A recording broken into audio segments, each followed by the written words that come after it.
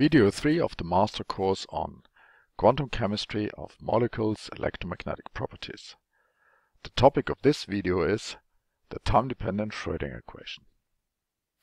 The first step in any quantum chemical treatment of a system is to write up the Hamiltonian for the system. Here an Hamiltonian is shown for a molecule with n electrons and m nuclei, but without any external fields. The first term is the kinetic energy operator for the motion of the nuclei, where the vector operator pk is the canonical momentum of nucleus k. Correspondingly, the third term here is the kinetic energy operator of the electrons, where the vector operator pi is the canonical momentum operator of an electron I. The remaining three terms are potential energy operators for the different interactions between the particles. This term here, the second term in the Hamiltonian, is the interaction between the nuclei. All nuclei have positive charges, so this is a repulsion term, where here is the atomic number. And Rk and Rl are the position vectors of the nuclei.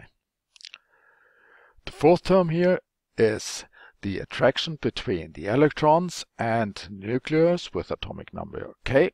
It's as a negative term because it's an attraction, where the vector Rk is again the position vector of nucleus k, and the vector Ri is the position vector of the electron.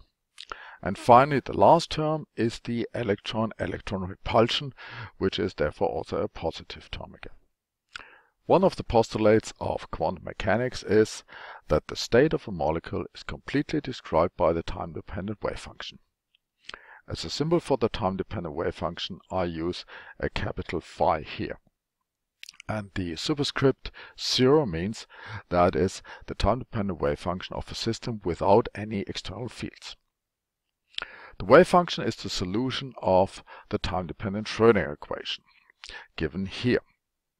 This is the Hamiltonian we have defined up here, which is a differential operator, because the canonical momentum operators here for the nuclei and for the electrons are differential operators with respect to the position of the nuclei or the position of the electrons.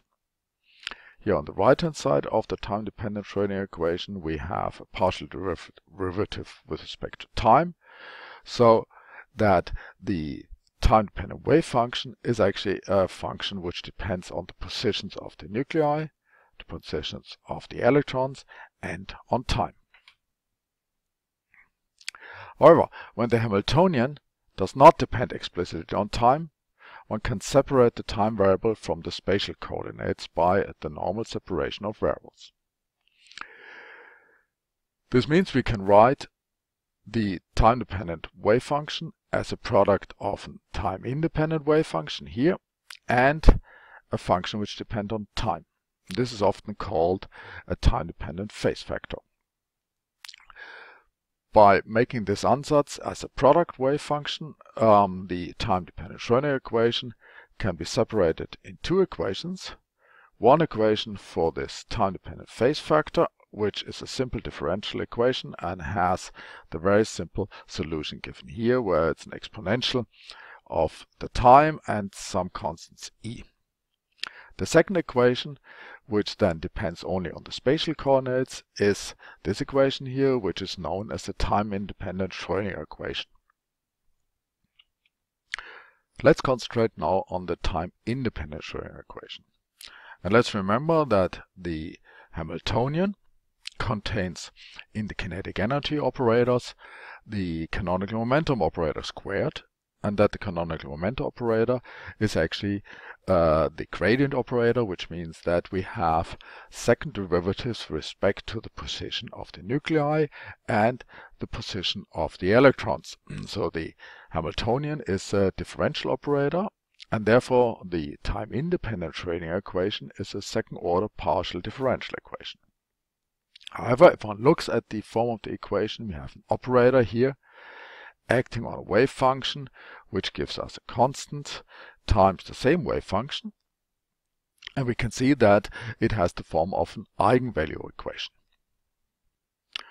Although we have separated the time-dependent Schrödinger equation now in the time-independent Schrödinger equation and this equation for the time-dependent phase factor, one should remember that the total wave function is still the time-dependent wave function, which we write as this product of a time-independent wave function and this time-dependent phase factor.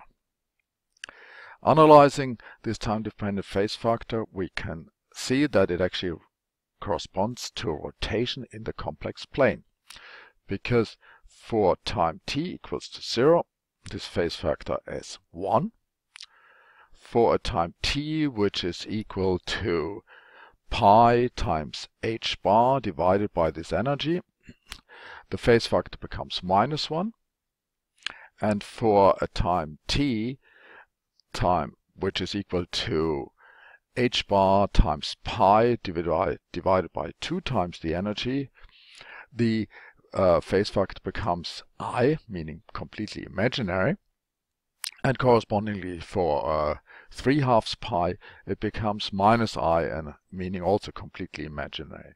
So this phase factor, as I said, corresponds to rotation in the complex plane. However, although the time-dependent wave function is time-dependent, and in general, due to the phase factor here complex, the probability density of the time-dependent wave function is constant in time and real.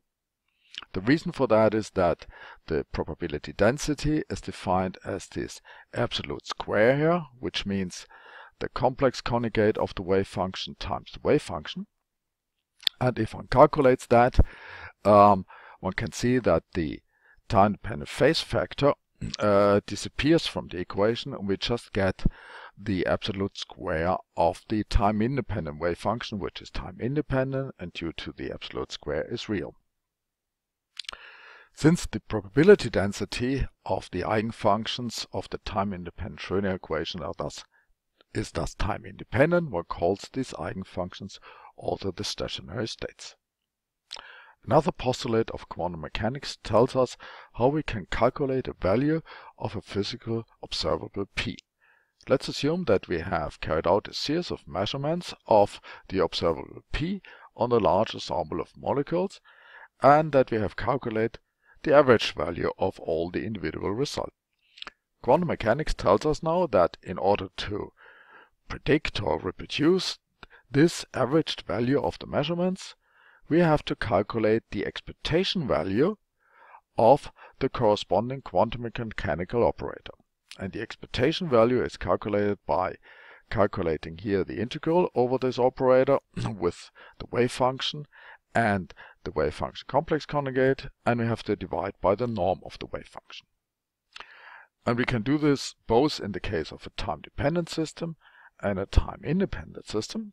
In the time-dependent system, we have, of course, to use the time-dependent Schrödinger equation, whereas in the case where the Hamiltonian is time-independent for our system, again, the time-dependent phase factor will vanish and we get just the expectation value of the time-independent wave function.